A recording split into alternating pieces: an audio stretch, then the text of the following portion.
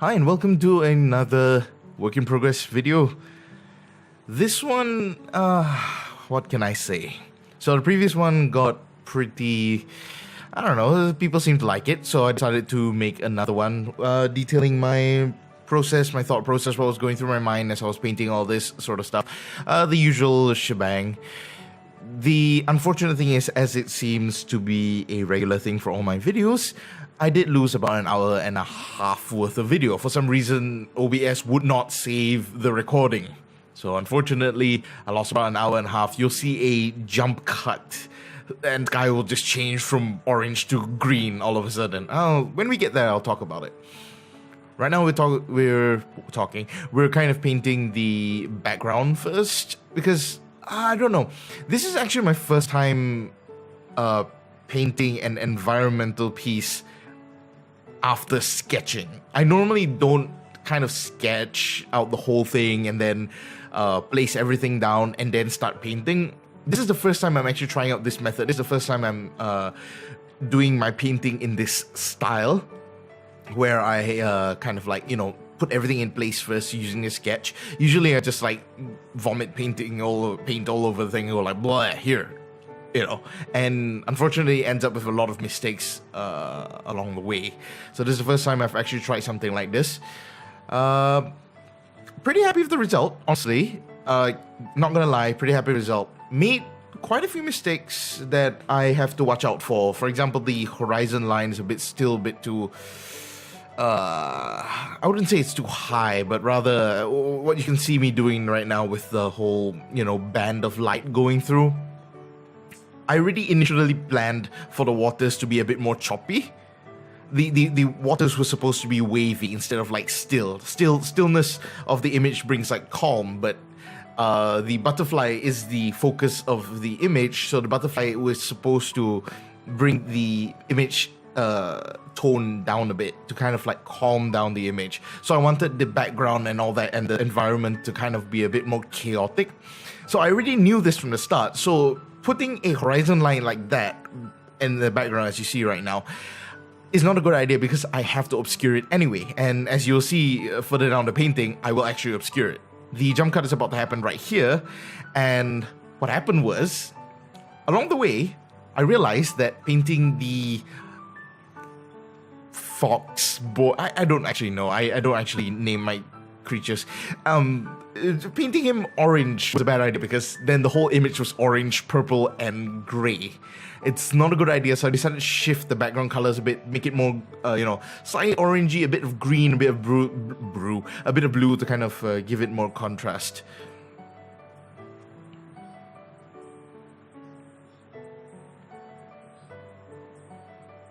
As I'm working on the neck, I started to realize that his head position was off by a few, I would say a few centimeters. So right now I'm probably just going through the motions and trying to fix it. I realized his head was a bit too big, so I decided to kind of expand his chest a bit more to kind of like give him a more bent over kind of look.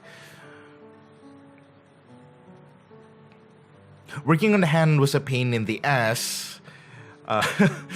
Because I haven't drawn enough hands yet. Remember, when I was painting this, I didn't have my net, so I didn't have any references available for me in that particular, so I had to use my own hand, which of course, as many will tell you, is the best way to do it, but there's only many ways you can kind of wave your hand around.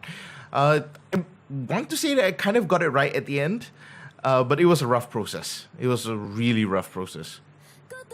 This itself took about an hour and 20 minutes? Nah, it wasn't that long. It was more like 30, 40 minutes, honestly. So at the end, I decided, okay, you know what, screw it. Since it wasn't working, I decided to just erase it and restart and kind of just rebuild it. So now as you can see, I'm actually building the structure out properly this time and figuring out, okay, where do I want the fingers to go? Okay, I want the finger to be pointing, all right. Initially, I decided to give him 3 fingers because, as people always say, oh, 3 fingers is adorable for some reason. But later on, I decided to add the 4th finger, the 4th pointy fingers? Actually, I don't even know what you call these. We have a thumb and then we have 4 fingers, right? So, but the thumb is you know what? Let's not argue about anatomy. Anyway, I'm painting his fur in right now and also working out where I want his straps to be. At first, his straps were to be kind of taut, T-A-U-T, taut around him. So kind of like, just, kind of tight and kind of in position and holding his pants up. And then I thought of what would it look like if he was actually wearing pants that didn't fit him. It would kind of add something to this image. I don't have a word for it, but I felt that it would give something to the image that would be lost otherwise. So I decided to make the bands kind of like, fold down a bit, try to give it more like, he's wearing pants a bit too big for him. That those are not his, right? That kind of thing.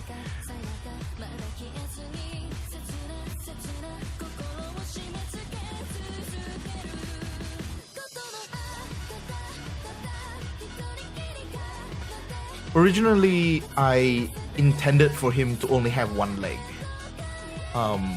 But due to the positioning of the sketch arm, the background, the arm in the background, I realized that it would look just as well as if he, had his other leg kind of like folded up instead. So it's kind of okay as well. It would work that way, and it wouldn't give off the impression that he only had one leg. There is also another thing that I've noticed was that along the way, I painted the bone wrong. The position of the bone was wrong. So because of the bone jutting out, as you can see on the thigh, what happens is because the bone is pointing out that way, it basically gives the impression that the leg is folded in. If I wanted him to only have one leg, I needed to actually round out the thigh a bit more and probably cut it off a bit higher up, because right now it looks where the leg is supposed to be, right? This is where I decided to add the fourth finger. I was quite happy with it. I kept it. Along the way, I decided, his feet aren't really cutting it, and you can't really, bend your leg like that. So I decided to kind of fold it in and do a bunch of anatomical shifts and stuff. I wonder, well, I've never done painting in this method before. Well, the case in point, I've never done environmental with like the whole like, okay, I gotta keep in mind the perspective, I gotta keep in mind the feet, etc. Where is his feet pointing? I've not actually done something like this very often, so this is all still kind of new to me. I wonder if during the sketch phase, I should have positioned it properly during the sketch phase. I kind of feel like if I could have done it right the first time, then it would be great, but at the same time, I don't know, I just feel like I'm looking for ways to kind of reduce the amount of time spent on fixing mistakes. So here I decided to fix, I was very happy with the leg, so I decided to start working on the pier, and this was when I realized I have zero references for piers because I've never needed to look at a pier before. So all this was being done while I had no internet, and until it reached a certain point where I got my net back and I started streaming. But by then I was like really just into it already. It sounds foul for me to say, but I just wanted to finish the painting.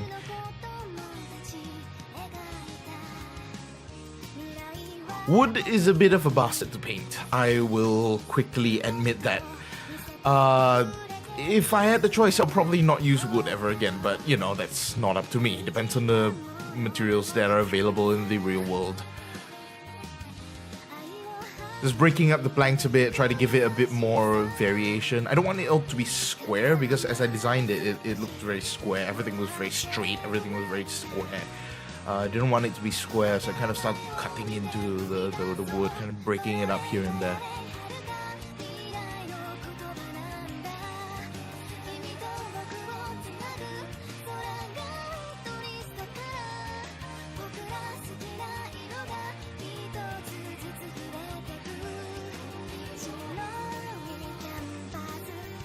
This is where checking my values. Yeah, I was okay with it. I was happy with it. Yeah, I'm not gonna be like, all this was bad. Well, I was happy with it, so I decided to just keep moving on. I had a bit of trouble with this part because, again, like references, and didn't want to go look it up. So I was like, oh shit, how does a pier look when it's bound to a log that's in the water? Honestly, it could have been better, but it is what it is, right? I had some more trouble with the reflections in the water. I probably should have started with painting the water at this stage. At this stage, I probably should have stopped doing the reflections, because if I was going to cut up the water and churn up the water, which I will do in just a moment, I probably shouldn't have been doing this. It's at this point I realized I didn't want the object in the foreground to be so... to draw the attention away. So I kind of like, okay, yeah, that's enough hiding the foreground, so I just kind of painted over it. Trying out different methods to doing reflections, at least a little faster if I could. My understanding of reflections, well, it needs some work. I've got to go and do some studies and some work into it. Try to cheat a bit. By the way, never let anyone tell you that this is cheating. It's work. It works, it works. If it doesn't work, it doesn't work. It's only cheating if it sucks. Cheating is supposed to make it easy, but this is another problem altogether. So I decided to start adding the water reflections all over. Again, the biggest problem was I already intended for the sea to be churning. So as you can see, I started adding shadows and lights to figure out how I want to bend the waves over and over. And I tried to add a bit of interest to the other island, which turned into something a bit... it turned into something a bit more, which I was really happy about. It turned into the flag rock thing. Because as I'm painting this, I'm always thinking like, what's the story here? What's the story I'm trying to tell? After all, when you're painting, you're trying to tell a story. You're trying to tell a story through your work. Right? So it's something to always keep in mind when you're painting. At least to me, anyway. Sometimes, of course, I lose track of that. So I'm not saying that I got it down. Is me adding down the waves and realizing at that moment that holy shit, those looks like underwater mountains. I don't want that, so I needed to find another way to get rid of them. Decided to add some splashes to just kind of keep myself steady, I guess, in a way. Then I realized, oh, because the horizon line is over there, the camera is basically underwater, or at least a little bit submerged. So I decided to kind of like cut the wave up into the viewer, the glass of the viewer, if you catch my drift. So, and it seems to work, so, whatever works, yeah? Added a bit of green because I wanted the kind of like an emerald kind of shine underwater. I don't know, I just felt it would look good.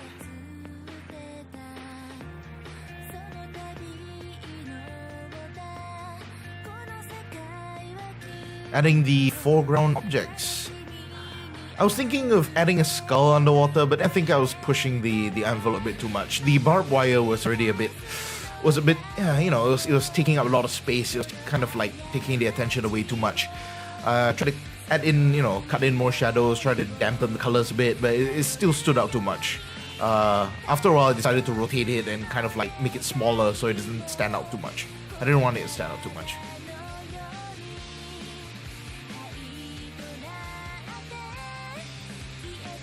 Adding splashes just to kind of blend it in properly if I could. Trying to figure out a way to do this.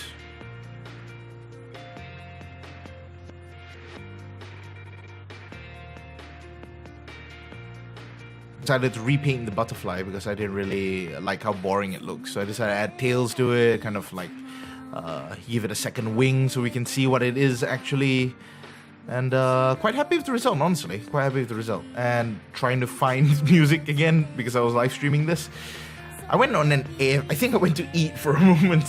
So it was just sitting there. Give him a few reflections to kind of like show how close he was to the water. And decided to add some backgrounds. I don't know, I just felt like something was missing. So this was, again, back to the point like why I already knew what I wanted, which was the sea to be churning.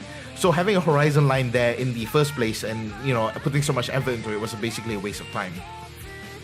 This is kind of one of the things I'm actually most proud of, which is basically the torn flag on the rocks. I just wanted to practice painting something on, folded over objects. Adding god rays because why not? And it'll look good. It'll look damn good. Highlighting the flag on the rocks highlighting a few things here and there, highlighting the, I don't know, I'm calling him a fox? I guess I'll call him a fox. Yeah. Giving the white light glow kind of thing. I drew the line down to kind of figure out the butterfly's position. Color correction, blur, and final touches, and we're done. So overall, this was a very interesting piece. I'm actually very happy with the colors turned out. I'm very happy with the shine, the positioning of everything in general. Though, if I had to choose one thing, it would be the flag on the rock. That one would be the most fun thing I've painted all this while. So yeah, that was the painting for our Wayward Souls. Thank you very much for watching this. I hope it wasn't too annoying. And I'll see you next time. Goodbye.